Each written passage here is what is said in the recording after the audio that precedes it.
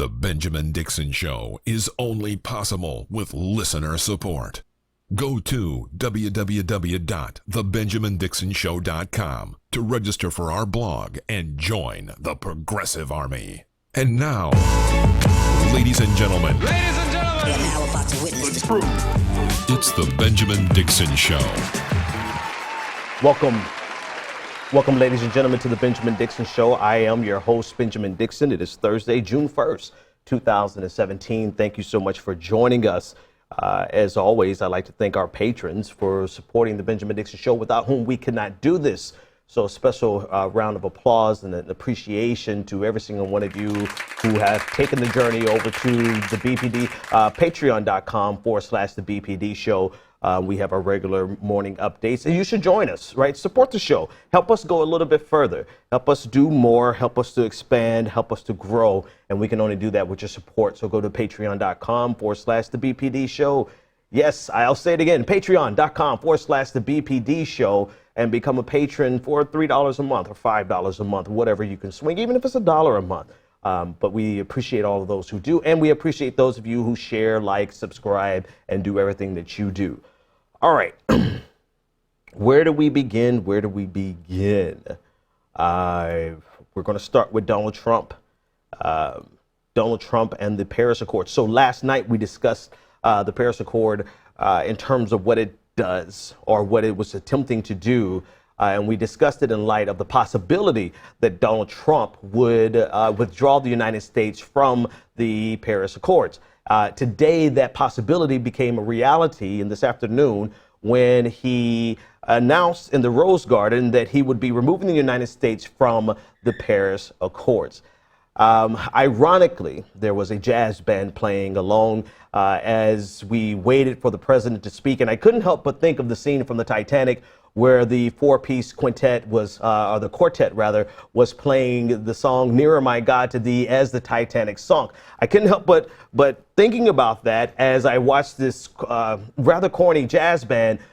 They're military officers, so I shouldn't say that, right? But the music they were playing was rather corny, playing the soundtrack to the sinking of America, if I could be so hyperbolic.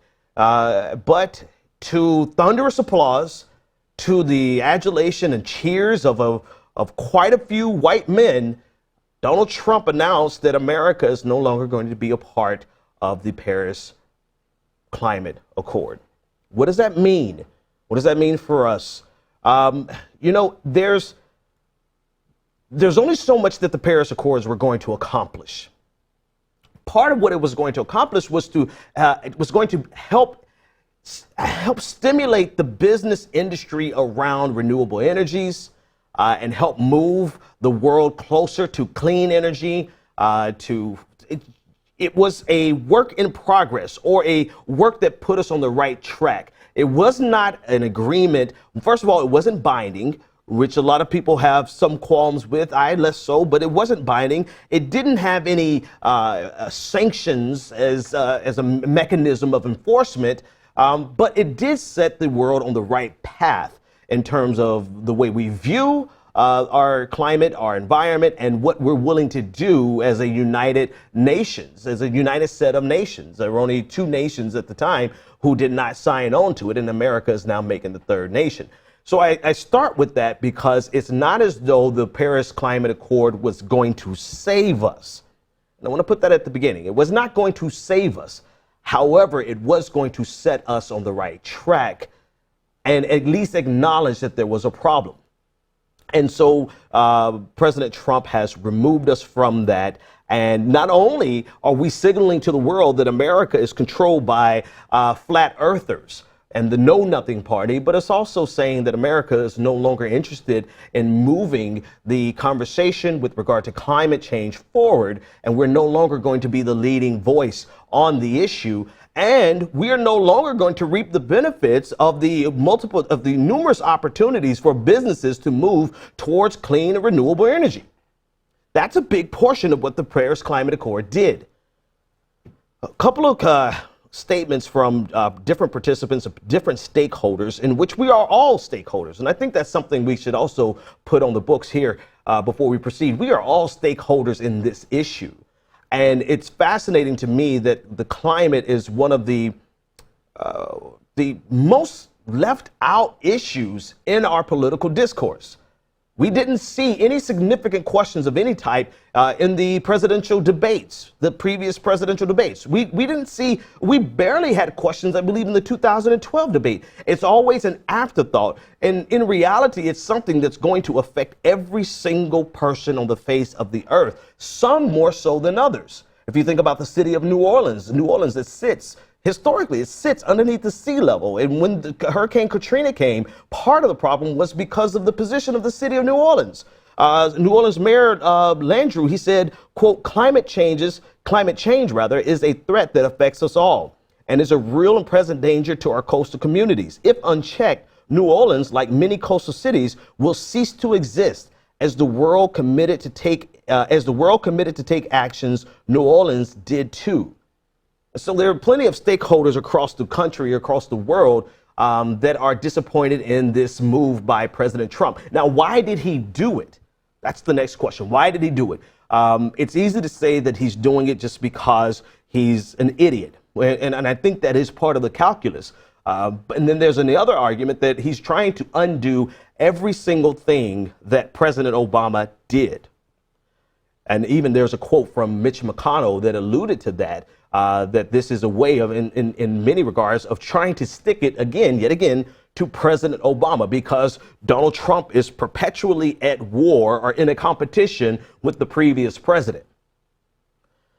But most of all, the reason you had so many applauding gentlemen, and I use that term loosely, in the Rose Garden this afternoon, was because there are business interests that still do not want to even admit the nature and the implications of climate change.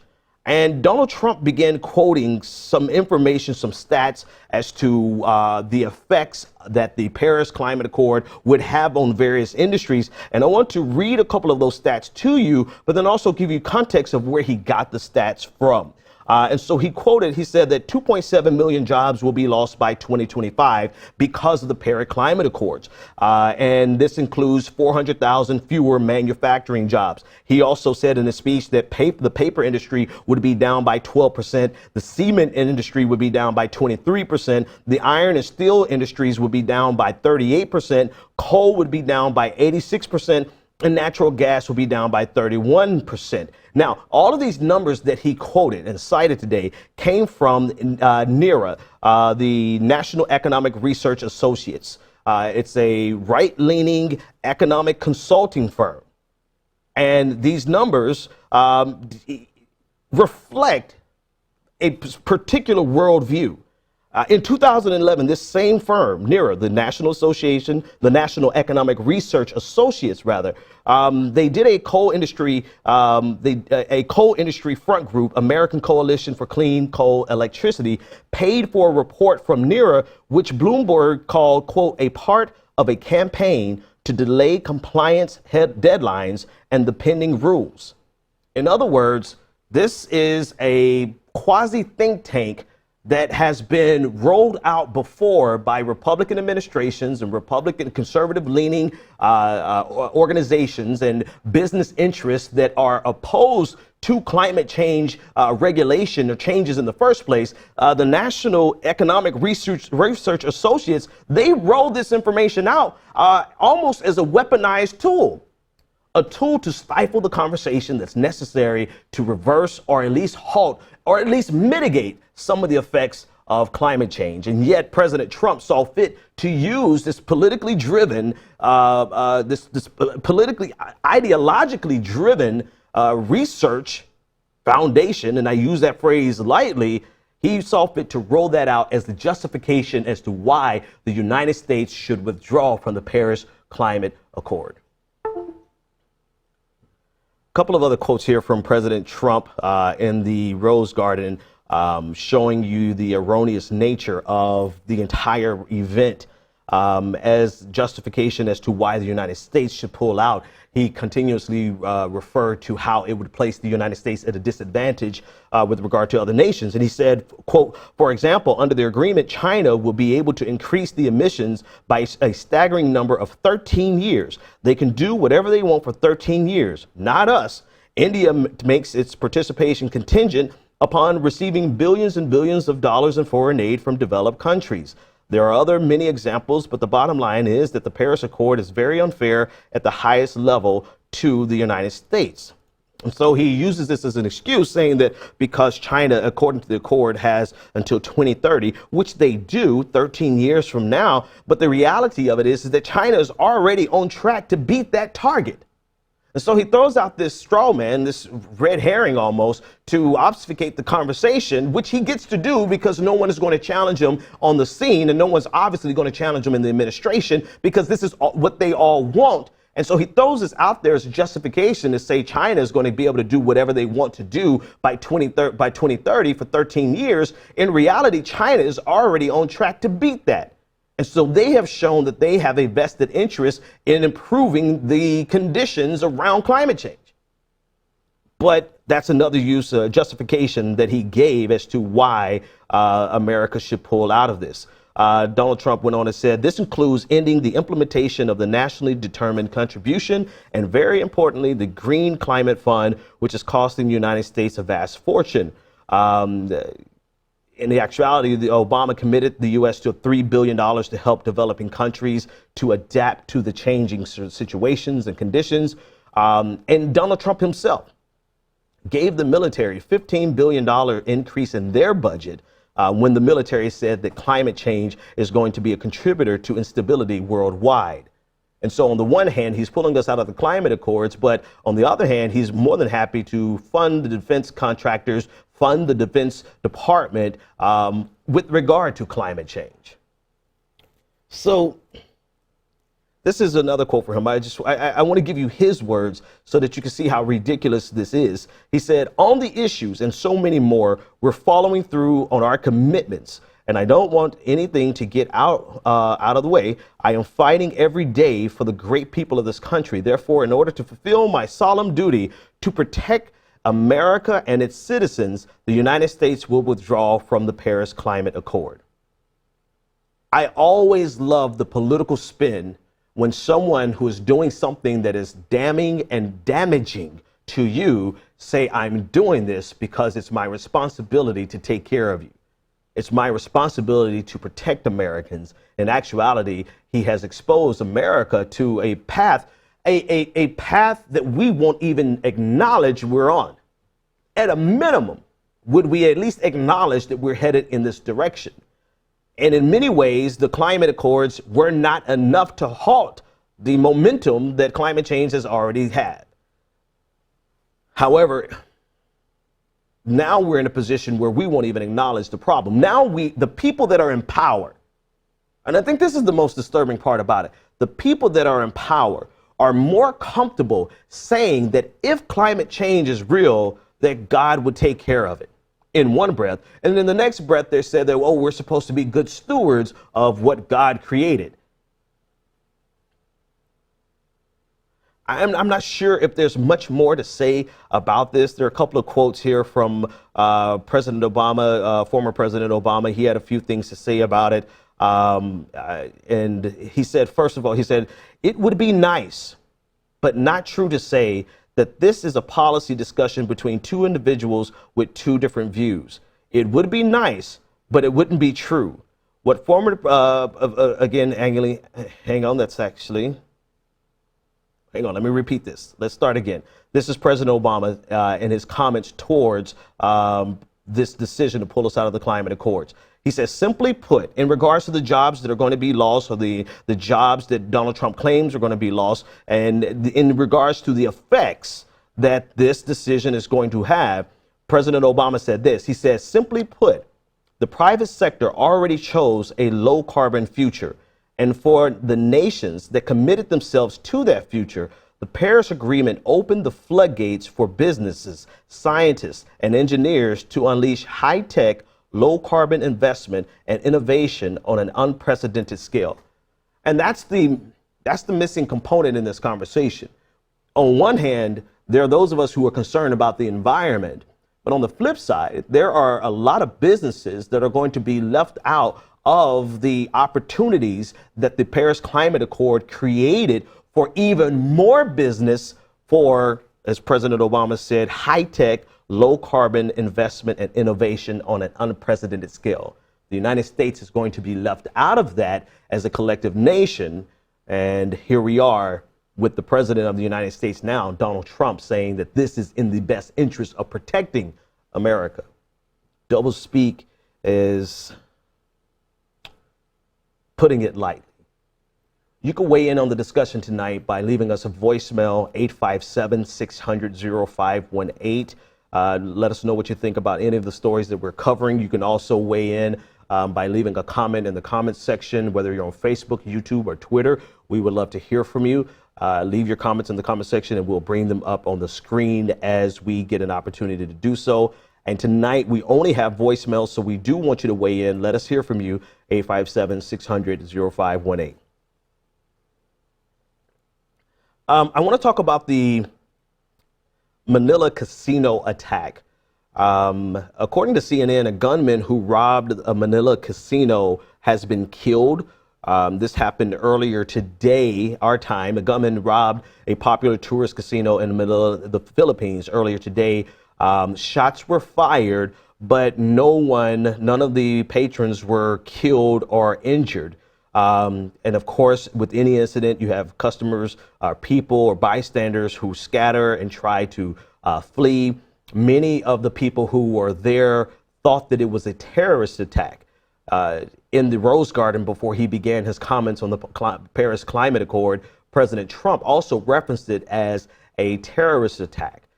There have been some outlets that said that this was an attack by ISIS. In fact, their Site Intelligence Group is an agency that monitors organizations, claimed that ISIS said that it was a lone wolf soldier.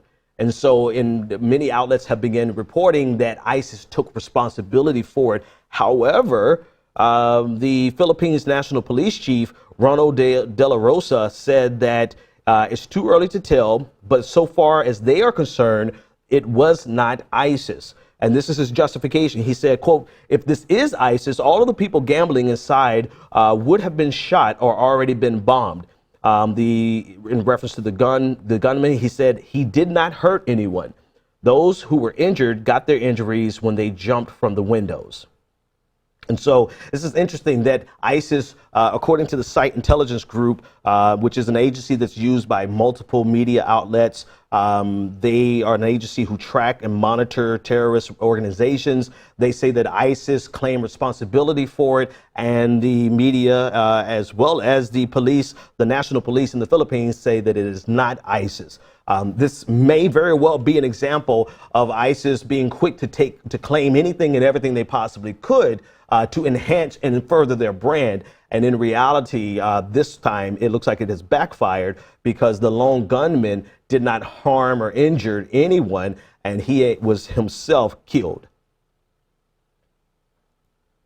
Also in international news, another broken campaign promise from President Trump. I think in this case, if we could file it underneath the category of promises that he should never have promised. But Trump is going to delay, today, he's going to delay the U.S. Embassy to Jerusalem, moving the U.S. Embassy to Jerusalem, despite it being one of his primary campaign pledges, according to Reuters. President Trump signed a temporary order on today to keep the U.S. Embassy in Israel, in Tel Aviv, instead of relocating it to Jerusalem, despite making this promise on the campaign trail.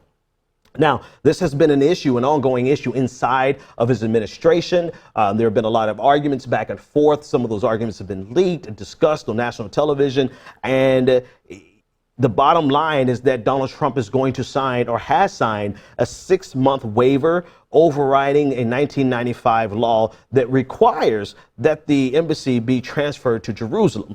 Now, before we move any further with the story itself, I want you to think about that. It's on the books, 1995. Since 1995, that the embassy would be moved to Jerusalem, but consistently, president after president, they've signed a waiver to that law, keeping the embassy where it is. The White House insisted that this does not mean that Donald Trump is abandoning his campaign promise to move the embassy. But they said, quote, it's not a question of if it happens, but only a question of when it would happen. So according to the administration, they released a statement. They said that this is being done in order to maximize the chances of successfully negotiating a deal between Israel and the Palestinians, fulfilling his solemn obligation to defend America's national security interests. And in that regard, an aide to Palestinian President Mahmoud Abbas said that Donald Trump's decision reaffirms the seriousness of the United States in its effort to achieve peace. So again, this seems to be one of the campaign promises that Donald Trump should not have made in the first place, but you can file it underneath the campaign promise that has been broken. Yet another campaign promise that has been broken, but in this case, it may be to the benefit of conversations, or it is to the benefit of conversations of peace between Palestine and Israel. And as always, we want your feedback and your participation.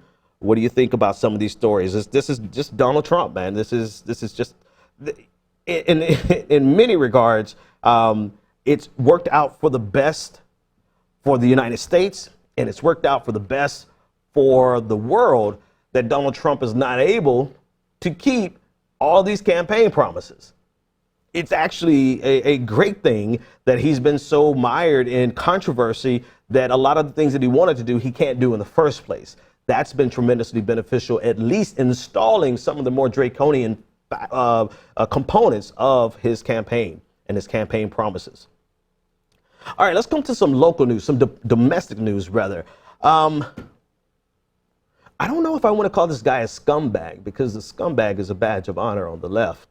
But your resident douchebag, it's not much better, right? James O'Keefe from Project Veritas. If you know anything about him, you understand exactly why I refer to him the way that I do.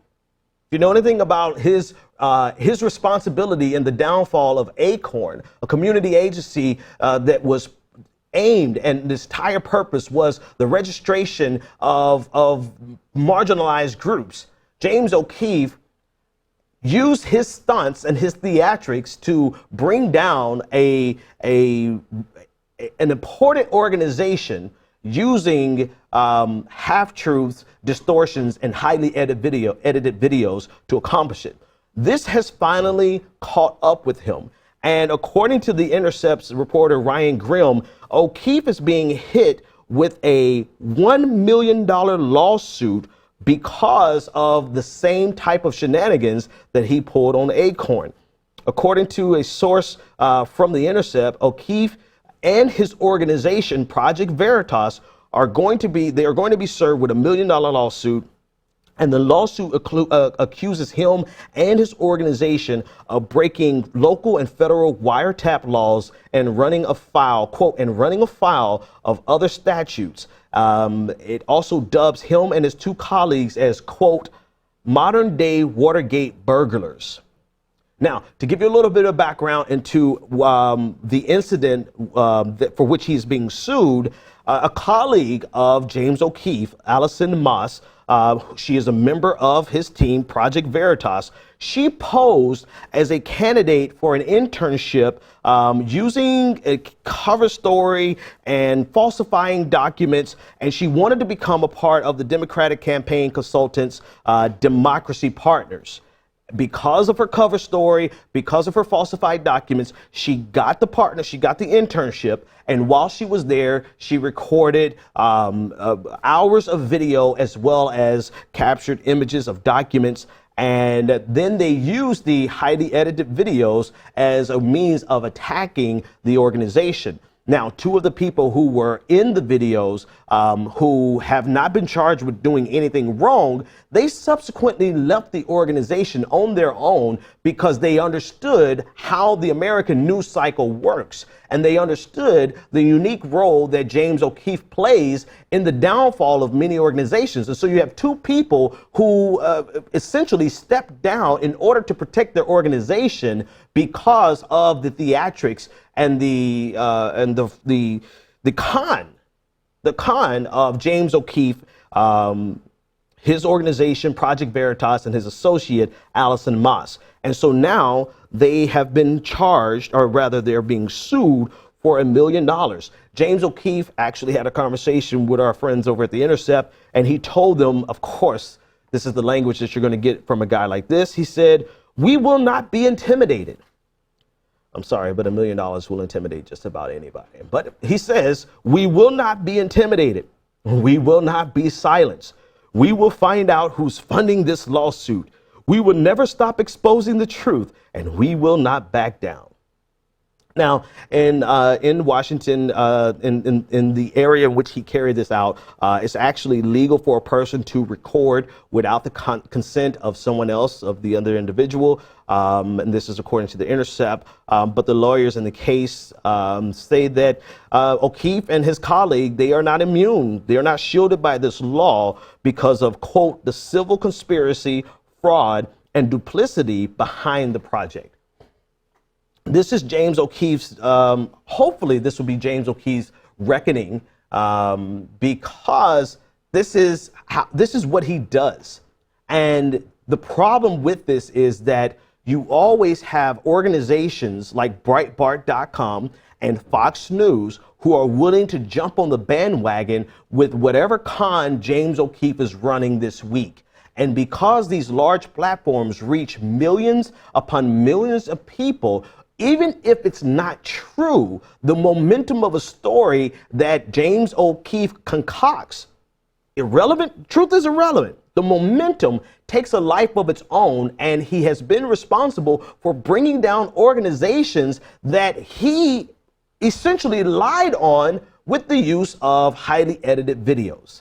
This is what happened to Acorn. He did not bring down Democracy Partners, but he did cause several people to lose their jobs or to voluntarily step down. And the narrative behind the organization is now in the circles that are fueled and populated by Breitbarters and Fox News viewers. The conversation around James O'Keefe and Democracy Partners is, if they didn't do anything wrong, why did they step down? Or they had to have done something wrong, so they're clearly guilty because two people lost their jobs. And in reality, these people fell on their swords in order to protect the organization from the theatrics and the how did the Intercept describe it? The fraud and duplicity behind Project Veritas. His narratives have seeped so deeply into the conservative community. And he's actually successful in that regard, right? He's been successful in making a brand, even though what he actually does is completely fraudulent and completely a lie. But that does not stop him from gaining the reputation in the conservative community, because now people regurgitate the same talking points that are created off of his con games. Right? People are reporting, are regurgitating the idea that millions of people were bused from Providence, Rhode Island, up to Massachusetts and back again, or by church vans. And this is because on election day you had James O'Keefe driving around following a church van, and because he's simply following a church van, they extrapolate from that and say there were hundreds of buses that did this. It does not matter. And this is why I think the lawsuit is important, because unless we have some accountability for these unscrupulous characters, they will continue. And there will always be organizations like Fox News and like Breitbart.com that will give them airtime, that will give them clicks and drive people to their stories, as fraudulent and erroneous as they are. Unless people are held accountable, this will continue because there's going to always be a structure in place to capitalize on con men just like James O'Keefe. 857-600-0518 if you want to leave a comment to weigh in on the discussion. We have a couple of comments from our comment section. Let's take a look at those now. Alcie Lane, she said, Trump is making climate denial structural, making it both a matter of policy and first of all, let me pause to say, I just love the way this comment is starting already. I don't even know what the rest of it is, but the first two sentences, Alcie, kick-ass comments. Okay, let me finish reading it. She said, Trump is making climate denial structural, making it both a matter of policy and the way our government operates. It is redefining a climate responsible and people-centered government itself as a climate hoax. I don't think there's anything else to say, but yeah. She went on to say, a government of austerity and tax cuts for the rich is, on the other hand, a government of truth. Max, can you hit the applause button for Alcie, because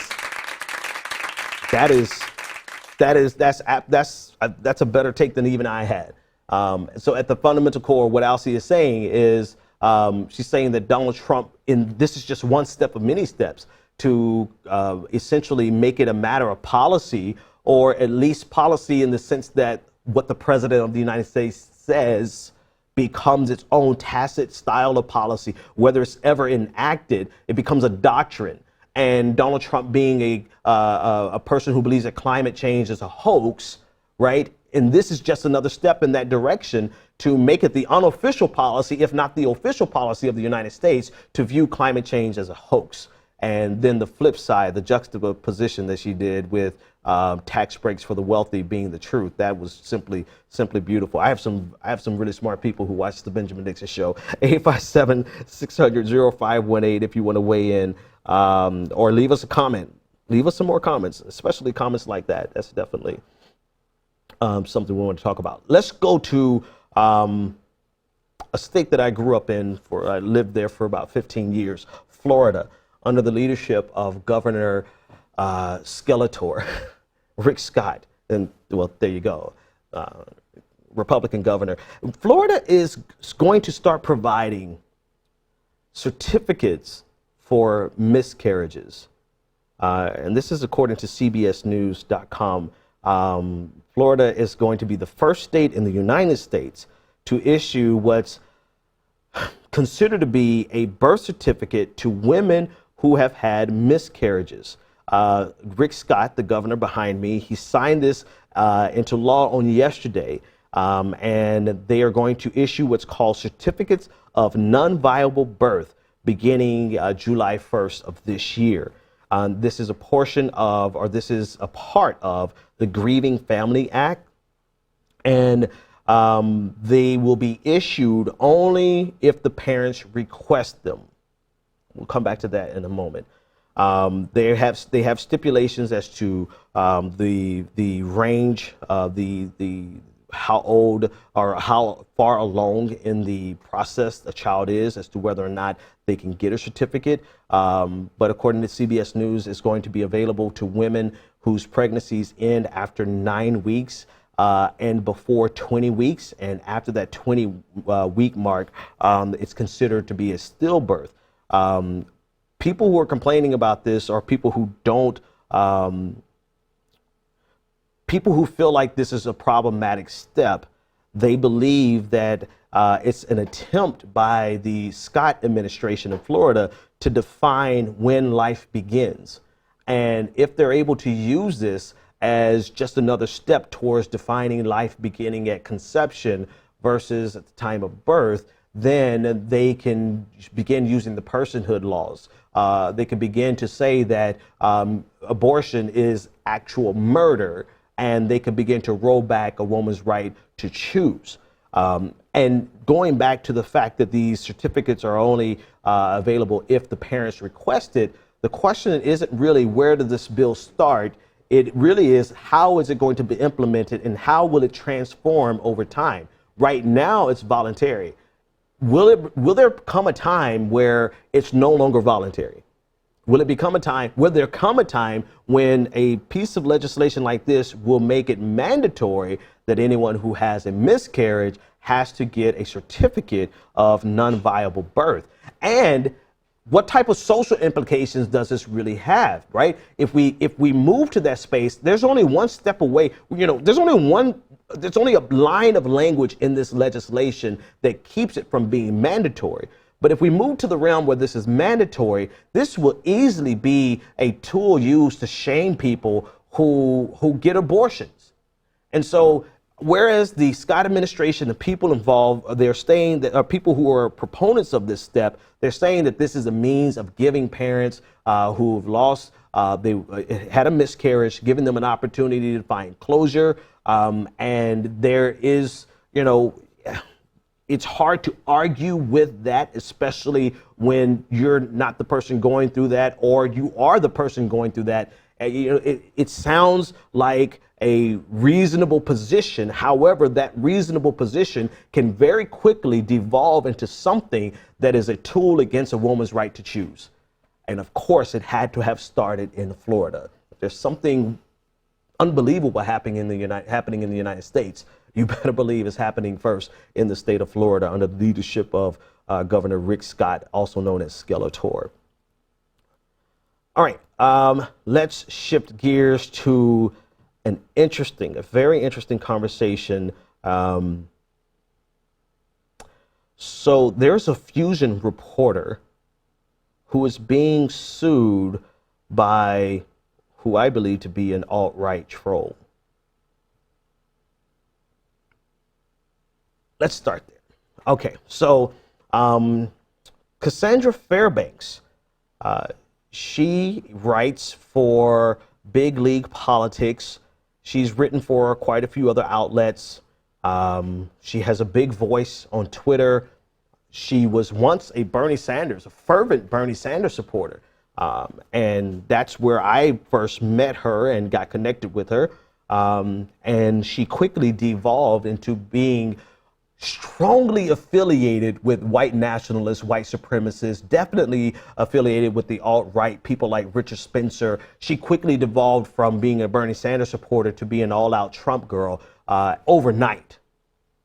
That's a whole different conversation. Cassandra Fairbanks is suing Fusion reporter Emma Roller because she believes that Emma defamed her when she tweeted an image of Fairbanks at the White House, making what Emma Roller from Fusion claimed to be a white power hand gesture. In the picture behind us, you see she's there with Mike Cernovich, however you pronounce his last name.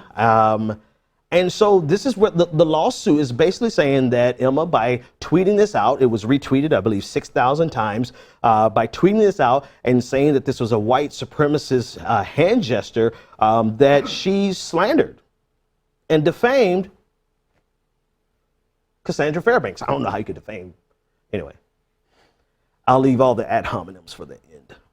So here's where this is going to actually be. This is going to be an interesting lawsuit for several reasons. And for reasons that I don't think Cassandra has thought out all the way. And so I'm going to help you think it out, Cassandra. The question behind this is, what's in a symbol? What defines a symbol? What gives a symbol its meaning? And the reason I start there is not just to be philosophical. It's really because this symbol, this OK symbol, right? It started off as a joke in alt-right circles and 4chan and that entire cesspool. It started off as a means of trolling the media. And they wanted to see that if they could get media personalities and media heads and journalists to say that a symbol that is rather innocuous is now a symbol of white supremacy. And because they see this as a big joke, they can easily claim plausible deniability whenever using it in the context, like in the picture behind me. They can say, oh, this is not a white nationalist symbol because we're just making a joke, and ha ha he he, you fell for the joke. And so now here she's suing, Cassandra Fairbanks is suing Emma Roller, and she's saying, I'm not a white nationalist. You're sullying my brand. I don't really know how the hell you're going to sully her brand, but by calling her a white nationalist when she affiliates herself in every single tweet, every single day of the week with the most disgusting scum of the white nationalist movement. Like, why do you want to run away from this now? This is, let's go off on a tangent. Cassandra, why would you want to run away from what you embrace all day long? Apparently it's because she wants to make a statement. I don't think this is going to make the statement that she thinks it's going to make, because now we come full circle and ask ourselves, what gives a symbol meaning? And this is a question that the judge is going to have to decide. I said on a video last week that it doesn't really matter what they call themselves. It doesn't matter how they self-identify. What matters is who they are and what they're doing with that identification, right? And so whether or not they call themselves white nationalists is irrelevant. Whether or not they self-identify as white supremacists is completely irrelevant if everything that they do is consistent with white supremacy. It doesn't matter if you don't call yourself a Nazi, if you espouse Nazi rhetoric, if you espouse Nazi ideologies, if you use the symbol and the gestures and the salutes of Nazism. It doesn't matter if you don't call yourself a Nazi. What matters is who you are and what you're doing with it. And what they're doing with these symbols is identifying these rather innocuous symbols with white supremacy and with white nationalism and with Nazism. Over and above what they're doing with it, it also has a connection with who started this and where did it come from and who's the leading force behind it. And some of the leading forces behind this symbol really is a Nazi, a self-avowed, well, he wouldn't consider himself to be a true Nazi, but Richard Spencer, one of the most hate-filled, nationally recognized scumbags of white nationalism. And so he's a part of the beginnings of this symbol. This is where it had its start. This is where it had its inception. It had its inception as a joke, but it was a joke started by a bunch of white nationalists. And the way that it's utilized and the way that it's carried out in society, and society is kind of a broad term, the way it's carried out in their circles is while they're simultaneously making a joke of it, they are utilizing it as a way of identifying people who carry the same filthy white nationalist ideologies. So the question that the judge is going to have to answer is what's in the meaning of it? What gives a symbol its meaning? What gives a symbol? What imbues a symbol with the hatred that surrounds it? What causes that? Because it's not as though the swastika just by the shape itself is naturally an evil symbol, but it has most certainly become a symbol of evil in society because of who used it and how it was used. And so while this symbol, this okay symbol is rather innocuous and is something rather bland and mundane, who's using it? And how are they using it? I would be interested in seeing how the judge will decide on this, because the implications will have far-reaching ramifications. If he does make the case that it doesn't matter how this started, what matters is where it came from and how it's being utilized, then now we will actually have on court record a decision, a case study saying that this symbol that the 4chan trolls and Richard Spencers of the world started off as a way of trolling the media now is itself a symbol of white supremacy. And everyone who's holding it up and using it will now be forever affiliated with the symbol of white supremacy, Nazism, and all around hatred. So while this is an attack on Emma Roller, and I'm quite sure there's going to be a lot of us who are going to, help her with her legal fees if necessary. I'm sure her organization probably has lawyers ready for it. While this is a direct attack on Emma, and while this is something that Cassandra Fairbanks thinks is going to make a statement in her favor, it's very likely that this is going to be turned around on her and forever stigmatize her with the reality that she went into the White House briefing room and used a symbol that she felt was trolling America, but because of where it started and how it's been used, is quite and actually a symbol of white supremacy and white nationalism. I would say good luck, but good luck, Emma. 857-600-0518 for you to weigh in. Comments, questions, voicemails, leave them all. Get in on the conversation. And we're breezing through. All right. Last story of the night. Jason Whitlock. I thought it was of ESPN, but he's not of ESPN. Jason Whitlock, the fellow on the screen behind me next, just opposed to LeBron James. Jason Whitlock went on Fox Sports 1 today, and he went on in order to push back against LeBron James. And he's pushing back against LeBron James because of what LeBron James said in an interview, in a press conference on yesterday with regard to the N-word being spray painted, graffitied across his home in Brentwood, California. His multi-million-dollar home. He was not there. His family was not there, but still it was directly targeted towards LeBron James. Jason Whitlock, it never fails. It never fails. You will always find some black man, some black person ready and able and willing to go on television and say the things that white America cannot say because they can't politically get away with it. Or if you can't say something and you really want it said, all you have to do is hire up Jason Whitlock and he'll come on and say it, not because he doesn't believe it, but because he honestly believes it. You will always find somebody like that. Fox News is full of them. The Jesse Lee Pedersens of the world, the Larry Elders of the world, the Sheriff David Clarks of the world, the people who would get on television and be the black face of white supremacy to white America and say Black Lives Matter, they're just a bunch of thugs.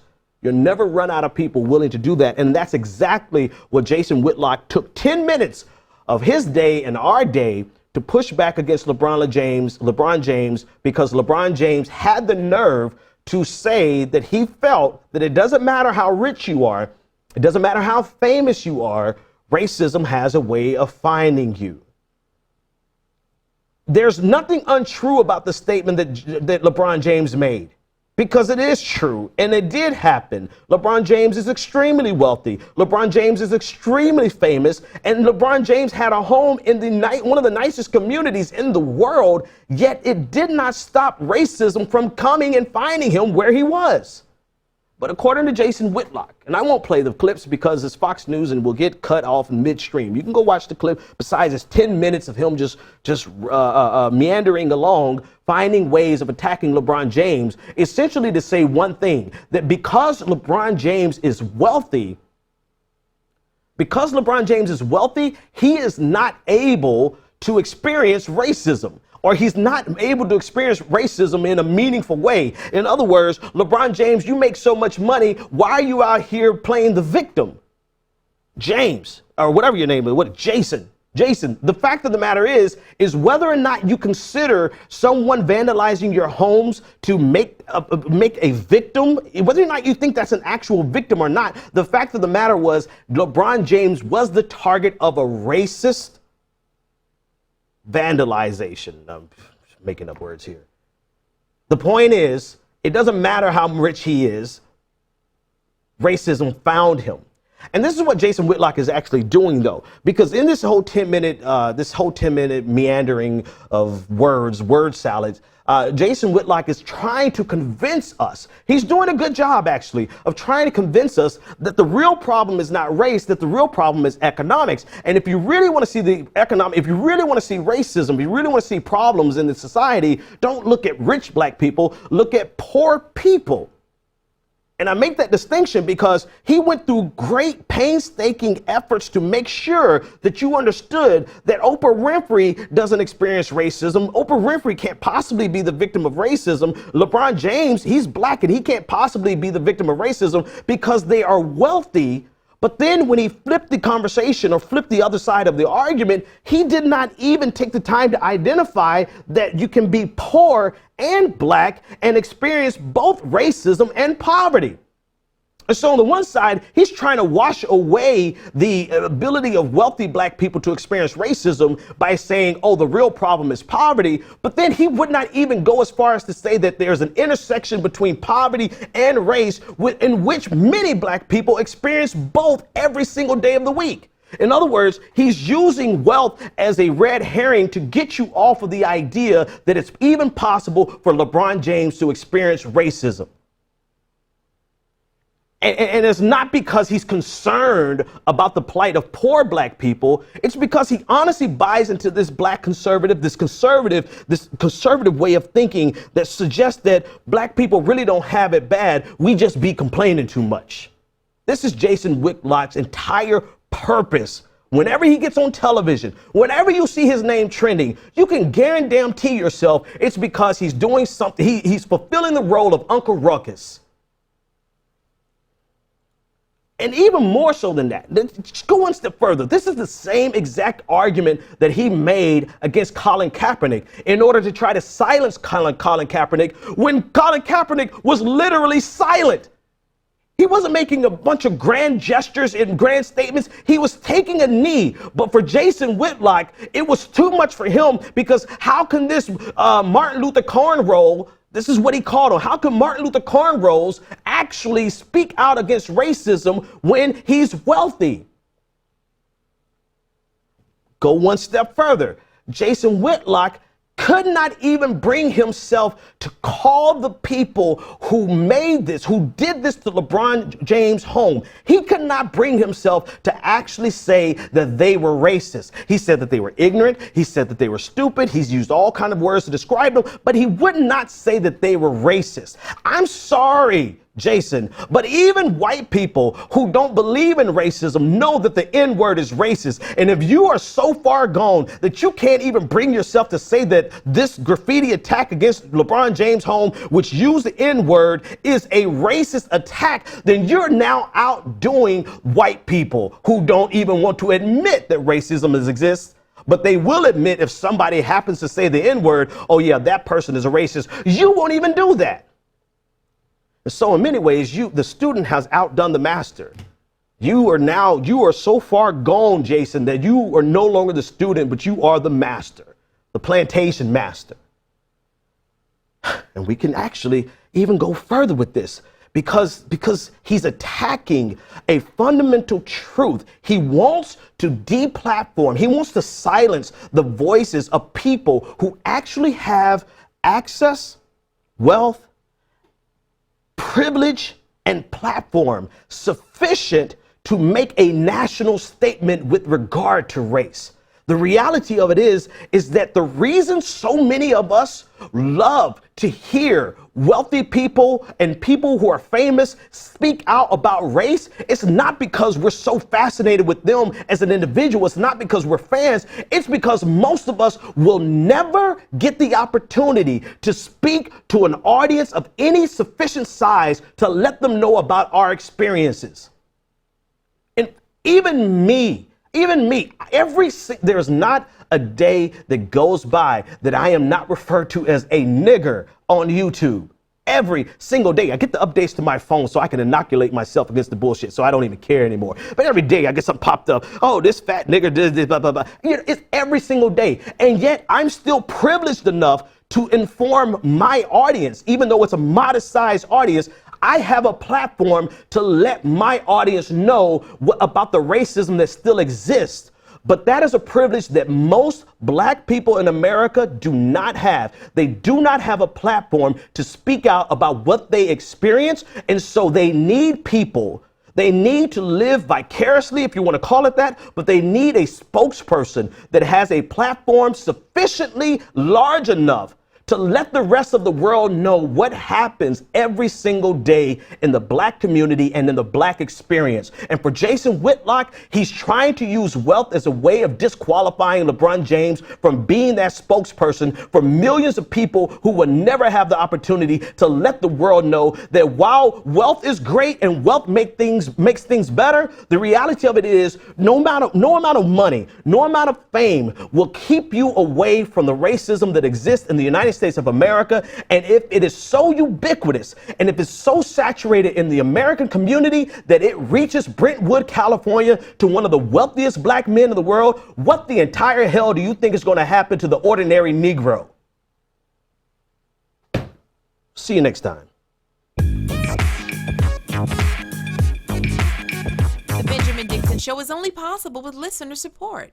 Go to www.thebenjamindixonshow.com to register for our blog, join the Progressive Army, and support The Benjamin Dixon Show. It's Ben Dixon! If you like this episode, be sure to share, like, and subscribe.